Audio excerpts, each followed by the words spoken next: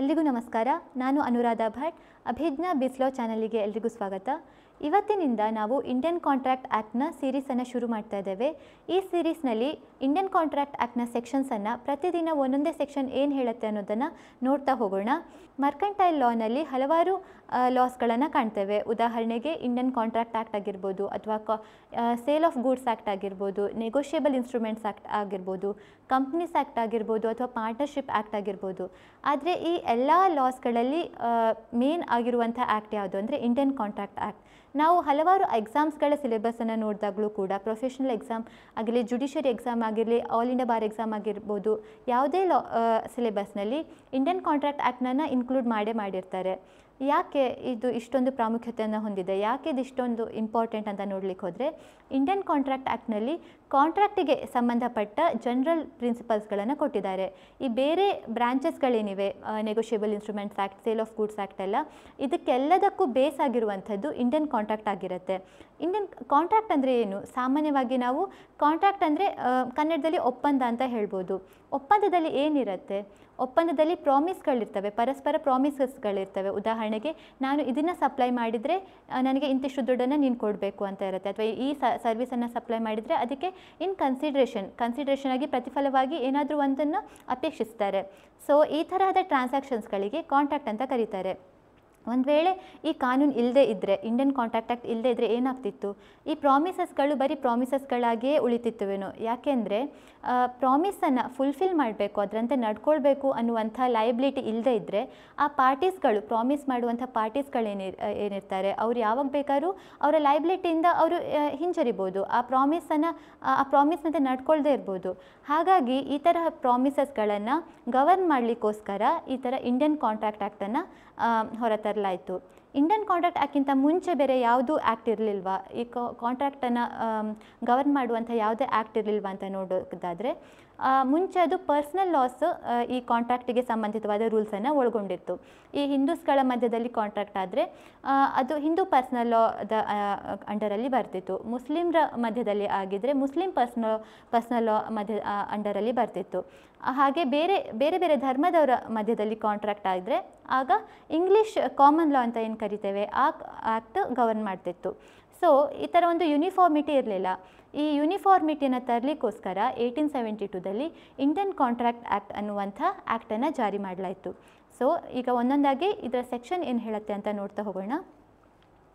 ಇಲ್ಲಿ ಕಾಣೋ ಹಾಗೆ the Indian contract act 1872, act number 9 of 1872. ಇದರ ಅರ್ಥ ಏನು?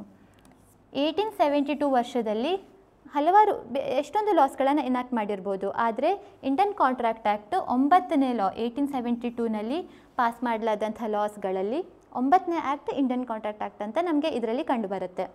ನೆಕ್ಸ್ಟ್ 25 ಏಪ್ರಿಲ್ 1872 ಅಂತ ಇಲ್ಲಿ ಒಂದು ಡೇಟ್ ಕೊಟ್ಟಿದ್ದಾರೆ. ಇದು ಯಾವ ಡೇಟ್? ಒಂದು ಬಿಲ್ ಕಾನೂನಾಗಲಿಕ್ಕೆ ಫಸ್ಟು ಲೋಕಸಭೆಯಲ್ಲಿ ಪಾಸಾಗಬೇಕು, ನಂತರ ರಾಜ್ಯಸಭೆಯಲ್ಲಿ ಪಾಸಾಗಬೇಕು, ನಂತರ ಪ್ರೆಸಿಡೆಂಟಿನ ಒಪ್ಪಿಗೆ, ಸಮ್ಮತಿ ಪಡಿಬೇಕು.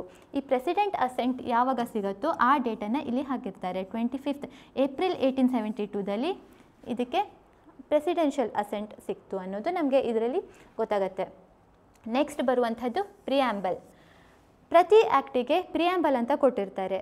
ಪ್ರಿಯಾಂಬಲಲ್ಲಿ ಏನು ನಮಗೆ ತಿಳ್ಕೊಳ್ಬೋದು ಅಂದರೆ, ಈ ಆ್ಯಕ್ಟ್ ಯಾವ ಉದ್ದೇಶಕ್ಕಾಗಿ ಈ ಆ್ಯಕ್ಟನ್ನು ಇನ್ಯಾಕ್ಟ್ ಮಾಡಲಾಯಿತು ಅನ್ನೋದು ನಮಗೆ ಪ್ರಿಯಾಂಬಲಲ್ಲಿ ಗೊತ್ತಾಗುತ್ತೆ. ಯಾವ ಆಬ್ಜೆಕ್ಟಿವ್ಸನ್ನು ಅಚೀವ್ ಮಾಡಲಿಕ್ಕೋಸ್ಕರ ಈ ಆ್ಯಕ್ಟನ್ನು ಹೊರತರಲಾಯಿತು ಅನ್ನೋದು ನಮಗೆ ಪ್ರಿಯಾಂಬಲಲ್ಲಿ ಗೊತ್ತಾಗುತ್ತೆ. ಪ್ರಿಯಾಂಬಲಲ್ಲಿ ಏನು ಹೇಳ್ತಾರೆ? Whereas it is expedient to define and amend certain parts of the law relating to contracts. ಈ ಇಂಡಿಯನ್ ಕಾಂಟ್ರಾಕ್ಟ್ ಆ್ಯಕ್ಟ್ ಬರೋಕ್ಕಿಂತ ಮುಂಚೆ ಯಾವ ಲಾ ಕಾಂಟ್ರಾಕ್ಟಿಗೆ ಸಂಬಂಧಿತವಾಗಿ ರೂಲ್ಸ್ ಇತ್ತು, ಆ ಲಾನಲ್ಲಿ ಕೆಲವೊಂದು ಪಾರ್ಟ್ಸ್ಗಳನ್ನು ಡಿಫೈನ್ ಮಾಡಾಗಿರಲಿಲ್ಲ, ಕೆಲವೊಂದು ಕಾನ್ಸೆಪ್ಟ್ಸ್ಗಳಿರಲಿಲ್ಲ.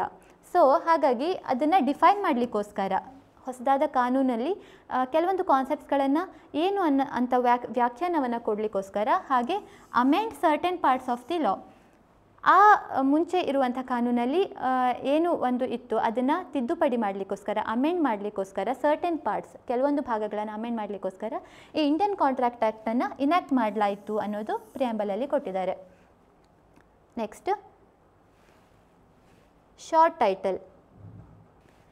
ಪ್ರತಿ ಆ್ಯಕ್ಟಿಗೂ ಅದರ ಟೈಟಲ್ ತುಂಬ ಮುಖ್ಯ ಆಗಿರುತ್ತೆ. ಹೇಗೆ ಒಬ್ಬ ಮನುಷ್ಯನಿಗೆ ಅವನ ಹೆಸರು ತುಂಬ ಮುಖ್ಯ ಆಗಿರುತ್ತೋ ಹಾಗೆ ಒಂದು ಆ್ಯಕ್ಟಿಗೆ ಅದಕ್ಕೆ ಆ ಆ್ಯಕ್ಟಿನ ಹೆಸರೇನು ಅನ್ನೋದು ನಮಗೆ ಗೊತ್ತಿರಬೇಕು. ಶಾರ್ಟ್ ಟೈಟಲಲ್ಲಿ this act may be called the Indian contract act ಮತ್ತು 1872 ಅದು ಯಾವ ವರ್ಷದಲ್ಲಿ ಪಾಸ್ ಆಗಿದೆ ಅನ್ನೋದು ನಮಗೆ ಈ ಶಾರ್ಟ್ ಟೈಟಲ್ನ ಮೂಲಕ ಗೊತ್ತಾಗುತ್ತೆ. ನೆಕ್ಸ್ಟ್ ಎಕ್ಸ್ಟೆಂಟ್ ಮತ್ತು ಕಮೆನ್ಸ್ಮೆಂಟ್. ನಮಗೆ ಹೆಸರು ಗೊತ್ತಾದ ನಂತರ ಈ ಕಾನೂನು ಯಾವ್ಯಾವ ಭಾಗಕ್ಕೆ ಅಪ್ಲೈ ಆಗುತ್ತೆ, ಯಾವಾಗಿಂದ ಜಾರಿ ಬರುತ್ತೆ ಅನ್ನೋದು ಸಹ ಇಂಪಾರ್ಟೆಂಟ್ ಆಗಿರುತ್ತೆ. ಹಾಗಾಗಿ ಪ್ರತಿ ಕಾನೂನಿನ ಸೆಕ್ಷನ್ 1 ಏನಿರುತ್ತೆ ಅದು ಅದರ ಹೆಸರು, ಒಂದು ಕಾನೂನಿನ ಹೆಸರು ಮತ್ತು ಅದು ಯಾವ್ಯಾವ ಭಾಗಕ್ಕೆ ಅಪ್ಲೈ ಆಗುತ್ತೆ ಮತ್ತು ಅದು ಯಾವತ್ತಿಂದ ಜಾರಿಗೆ ಬರುತ್ತೆ ಅನ್ನೋದು ಪ್ರತಿ ಆ್ಯಕ್ಟಲ್ಲಿ ಇದು ಕಾಮನ್ ಆಗಿರುವಂಥದ್ದು. ಹಾಗಾಗಿ ಇದರ ಎಕ್ಸ್ಟೆಂಟ್ ಏನು, it extend to the whole of India ಇಲ್ಲಿ ಒಮಿಟ್ ಮಾಡಲಾಗಿದೆ. ಮುಂಚೆ ಇಂಡಿಯನ್ ಕಾಂಟ್ರಾಕ್ಟ್ ಆ್ಯಕ್ಟ್ ಜಮ್ಮು ಮತ್ತು ಕಾಶ್ಮೀರಕ್ಕೆ ಅಪ್ಲೈ ಆಗ್ತಿರಲಿಲ್ಲ, ಯಾಕೆಂದರೆ ಅದಕ್ಕೆ ಸ್ಪೆಷಲ್ ಸ್ಟೇಟಸ್ ಇತ್ತು ಆರ್ಟಿಕಲ್ 370 ಅಡಿಯಲ್ಲಿ. ನಂತರ ಇದನ್ನು ರದ್ದು ಮಾಡಿದ ನಂತರ, ಆರ್ಟಿಕಲ್ 370 ರದ್ದು ಮಾಡಿದ ನಂತರ ಜಮ್ಮು ಆ್ಯಂಡ್ ರಿಆರ್ಗನೈಸೇಷನ್ ಆ್ಯಕ್ಟ್ 2019 ಬಂದ ನಂತರ ಈ ಕಾಂಟ್ರಾಕ್ಟ್ ಆ್ಯಕ್ಟ್ ಏನಿದೆ ಅದು ಇಡೀ ಇಂಡಿಯಾಕ್ಕೆ, ಭಾರತಕ್ಕೆ ಅಪ್ಲಿಕೇಬಲ್ ಆಗುತ್ತೆ ಅನ್ನೋದು ಇದರಲ್ಲಿ ಹಾಕಲಾಯಿತು, ಇದನ್ನು ಒಮಿಟ್ ಮಾಡಲಾಯಿತು. And it shall come into force on the first day of September 1872. ಅದು ಯಾವಾಗಿಂದ ಜಾರಿಗೆ ಬರುತ್ತೆ, ಅದು ಸೆಪ್ಟೆಂಬರ್ 1 ಸೆಪ್ಟೆಂಬರಿಂದ. ಇದು ಪಾಸ್ ಆಗಿದ್ದು ಇದು ಅಸೆಂಟ್ ಯಾವಾಗ ಸಿಕ್ಕಿದೆ, ಪ್ರೆಸಿಡೆನ್ಷಿಯಲ್ ಅಸೆಂಟ್ ಏಪ್ರಿಲಲ್ಲಿ ಸಿಕ್ಕಿದೆ, ಏಪ್ರಿಲ್ 1872. ಆದರೆ ಇದು ಜಾರಿಗೆ ಬಂದಿರುವಂಥದ್ದು ಸೆಪ್ಟೆಂಬರ್ 1 ಜಾರಿಗೆ ಬಂದಿರುವಂಥದ್ದು. ನಂತರ ಬರುವಂಥದ್ದು ಸೇವಿಂಗ್ಸ್ ಕ್ಲಾಸ್. ಸೇವಿಂಗ್ಸ್ ಕ್ಲಾಸಲ್ಲಿ ನಮಗೆ ಏನು ಕಂಡು ಬರುತ್ತೆ ಅಂದರೆ, ಒಂದು ಹೊಸದಾದ ಕಾನೂನು ಇನ್ಯಾಕ್ಟ್ ಆದ ಕೂಡಲೇ ಆ ಏರಿಯಾಕ್ಕೆ ಸಂಬಂಧಪಟ್ಟ ಹಳೆ ಕಾನೂನೇನಿತ್ತು ಅದು ಯೂಶ್ವಲಿ ಅದು ರಿಪೀಲ್ ಆಗುತ್ತೆ. ಆದರೆ ಸೇವಿಂಗ್ಸ್ ಕ್ಲಾಸ್ನ ಮೂಲಕ ಏನು ಮಾಡ್ಬೋದು ಅಂದರೆ, ಕೆಲವೊಂದು ಕಾನೂನುಗಳು ಅಥವಾ ರೂಲ್ಸ್ಗಳು ಈ ಹೊಸ ಆ್ಯಕ್ಟ್ ಬಂದ ನಂತರವೂ ಕೂಡ ಅದು ಇದ್ದಂತೆಯೇ ಇರುತ್ತೆ, ಅದು ಜಾರಿಯಲ್ಲಿರುತ್ತೆ ಅನ್ನೋದು ನಮಗೆ ಸೇವಿಂಗ್ಸ್ ಕ್ಲಾಸ್ನ ಮೂಲಕ ತಿಳಿಸ್ಕೊಡ್ತಾರೆ. ಇದರ ಪ್ರಕಾರ nothing herein content shall affect the provisions of any statute, act or regulation not hereby expressly repealed. ಈ ಕಾಂಟ್ರಾಕ್ಟ್ ಆ್ಯಕ್ಟ್ನಲ್ಲಿ ಎಕ್ಸ್ಪ್ರೆಸ್ ಆಗಿ ರಿಪೀಲ್ ಮಾಡಲಾದಂತಹ ಯಾವುದೇ ಒಂದು ಕಾನೂನು ಇಲ್ದಿದ್ರೆ, ಅಂದರೆ ಯಾವ ಕಾನೂನನ್ನು ಎಕ್ಸ್ಪ್ರೆಸ್ ಆಗಿ ರಿಪೀಲ್ ಮಾಡಿಲ್ವೋ, ಈ ಕಾಂಟ್ರಾಕ್ಟ್ ಆ್ಯಕ್ಟ್ನಲ್ಲಿ ಎಕ್ಸ್ಪ್ರೆಸ್ ಆಗಿ ಬರೆದಿರಬೇಕು ಇಂಥ ಕಾನೂನು ಈ ಆ್ಯಕ್ಟ್ ಬಂದ ನಂತರ ಜಾರಿಯಲ್ಲಿ ಇರೋದಿಲ್ಲ, ಇದು ರಿಪೀಲ್ ಆಗುತ್ತೆ ಅಂತ ಎಕ್ಸ್ಪ್ರೆಸ್ ಆಗಿ ಯಾವುದು ಬರೆದಿರುತ್ತೋ ಆ ಆ್ಯಕ್ಟ್ಸ್ಗಳು ಮಾತ್ರ ರಿಪೀಲ್ ಆಗುತ್ತೆ.